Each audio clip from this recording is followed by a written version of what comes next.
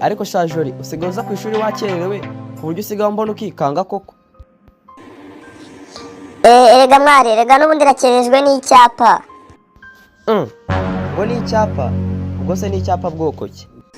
Nyine mwari urebye nazindutse, ahubwo nageze imbere hariya y'amashuri mbona icyapa cyanditseho ngo genda gake, imbere hari ishuri. Nuko nanjye ngenda gake. None ngenze ngera ahangaha nsanga nakererewe. Ubwo se urumva wabindenganyiriza? Ariko mana yanjye koko jori ikigoryi. Abanyeshuri bose natunze muri iki kigo niwe kigoryi cya mbere nagize. Kandi dore n'uyu munsi numvise ngo mu mibare wagize 0. Niko se ubundi jori ndagira ngo mwibarize. Ufashe ibihumbi 2 ukabigabanya abana 2, warangiza ukahita ubikuba n'ibihumbi 10. Ubundi igisubizo wabona kari kangahe? Ariko ubwo uretse kungora, urumva ibyo bintu nabishobora? Ntabwo nabishobora, njye nabona 0.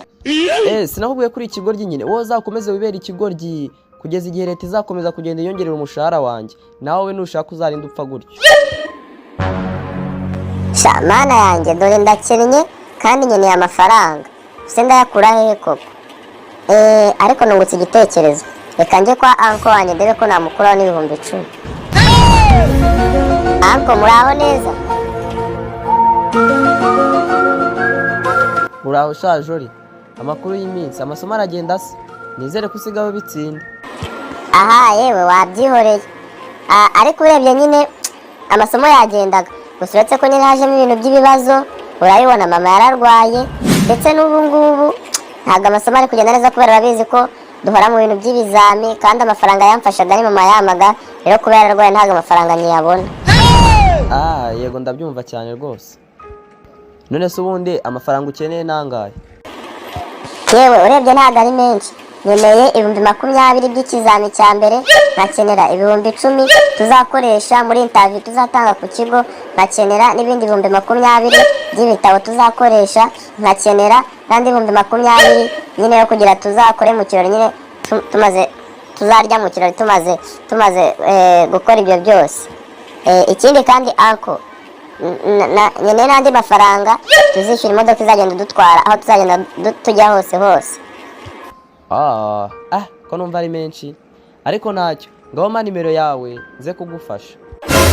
Niwumva se? Anko urakoze cyane. Nimero yanjye ni 0788395214. Ni ukuri urakoze cyane. Umva, uretse kunshimira agenda gake, nta kintu ndagufasha. Ahubwo nagira ngo nze kugufasha kubona umuti bavura mama wawe, ubundi akazakira akaguha ayo mafaranga. N'ubundi nari mbizi kugira ba anko bimbwa nkawe ntacyo bamarira. Ariko papa, uruzi ukuntu nkunda igihugu cy'Ubuhinde, ariko njya nibaza impamvu kitajya kijya mu gikombe cy'isi ngo turebe ukuntu gikina. Ariko mana nyagasani, uzi se impamvu?